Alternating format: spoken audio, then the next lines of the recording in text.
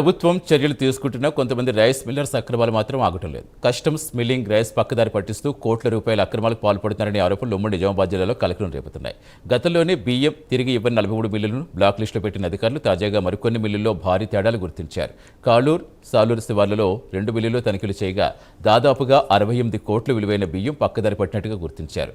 2 mill యజమానులపై కేసులు నమోదు చేయగా కామారెడ్డి జిల్లాలో 6 మిల్లులపై చర్యలు చేపట్టారు. సీఎంఆర్ రైస్ అక్రమాలపై మరిన్ని వివరాలు మా కరెస్పాండెంట్ రాజేష్ అందిస్తారు.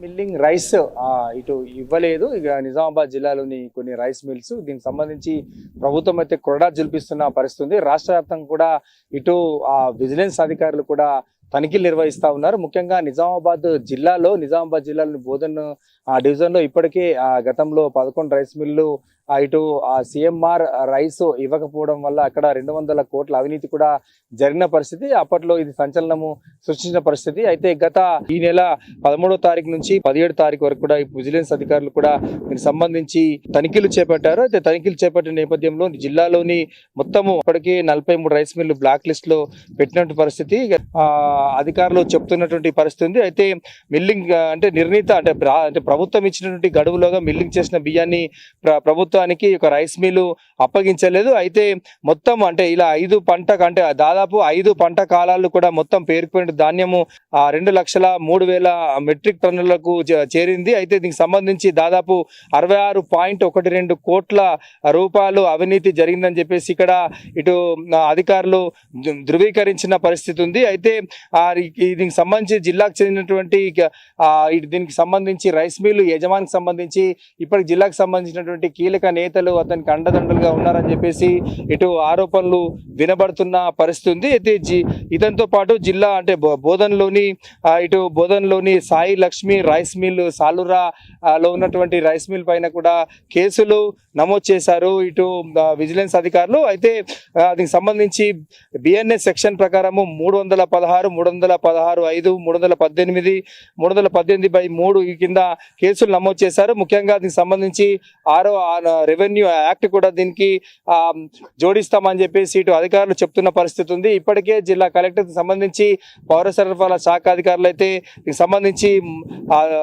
కొరడా జుల్పిస్తున్న పరిస్థితి. రాష్ట్ర ప్రభుత్వం అయితే సీఎంఆర్ రైస్ కి సంబంధించి పక్కదారి పడడంతో దీనిపైన సీరియస్ గా ఉంది. ఇప్పటికే రాష్ట్ర మంత్రి ఉత్తమ్ కుమార్ రెడ్డి జిల్లా కలెక్టర్లను కూడా ఆదేశించిన పరిస్థితి. ఈ నేపథ్యంలోనే ఇటు జిల్లాలో పలు చోట్ల ఇప్పటికే ఇటు విజిలెన్స్ అధికారులు ఇటు సీఎంఆర్ ఎవరైతే ఇయ్యనటువంటి రైస్ మిల్ల పైన దాడులు చేస్తున్న పరిస్థితి. కామారెడ్డి జిల్లాలో ఇప్పటికే 23 రైస్ మిల్లులను కూడా అక్కడ బ్లాక్ లిస్ట్ లో పెట్టిన పరిస్థితి ఉంది. దీనికి సంబంధించి పౌర సరఫరాల సంస్థ అధికారులు అయితే దీనికి సంబంధించి గుర్తించింది. ఈ జిల్లాకు సంబంధించి ఒక్క రైస్ మిల్లులోనే 66 కోట్ల అవినీతి జరిగితే ఇంకా జిల్లాలో ఉన్నటువంటి రైస్ మిల్లులో ఇంకెంత అవినీతి జరిగిందనే కోణంలోనే ఇటు పౌర సరఫరాల అధికారులు ఎన్ఫోర్స్మెంట్స్ అధికారులు దీనికి సంబంధించి తనిఖీలు అయితే నిర్వహిస్తా ఉన్నారు. ప్రభుత్వం నుంచి సీరియస్ గా యాక్షన్ ఉండడంతో క్రిమినల్ కేసులు అయితే నమోదు చేసిన పరిస్థితి.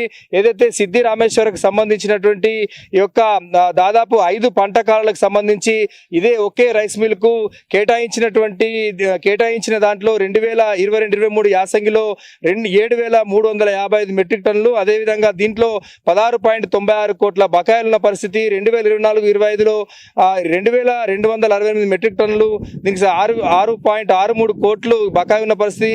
25-26లో వానాకాలంలో 6,185 మెట్రిక్ టన్నులకు 20.99 కోట్ల బకాయిలున్న పరిస్థితి. 2025-26 ఈ యాసంగికి సంబంధించి 7,812 మెట్రిక్ టన్నులకు 21.52 కోట్లు బకాయిలు పేరుకుపోయిన పరిస్థితి ఉంది. అయితే వరుసగా 2 సీజన్లు బకాయిలు భారీగా పేరుకుపోయాయి. దీనికి సంబంధించి బ్లాక్ లిస్ట్ లో పెట్టాల్సి ఉంది. అయితే దీనికి సంబంధించి ఇప్పటికే అధికారులు బిఎన్ఎస్ సెక్షన్ ప్రకారం క్రిమినల్ కేసులు అయితే నమోదు చేసిన పరిస్థితి ఉంది. జిల్లాలో ఇప్పటికే జిల్లాకు సంబంధించి ఇప్పటికే నిజామాబాద్ జిల్లా కావచ్చు, కామారెడ్డి జిల్లాలో సీఎంఆర్ లో ఏదైతే రైస్ ఇవ్వనటువంటి రైస్ మిల్ల పైన విజిలెన్స్ అధికారులు అయితే ఖచ్చితంగా దాడులు చేస్తున్న పరిస్థితి. ప్రభుత్వం దీనిపైన చర్యలు తీసుకుంటా ఉంది. అవినీతి రాజ్యం వెళ్తున్నటువంటి దీనిపైన చర్యలు తీసుకోవాలని చెప్పి ఇక్కడ స్థానికులు అయితే కోరుతున్న పరిస్థితి. ప్రవీణ్తో రాజేష్, ప్రైమ్ న్యూస్.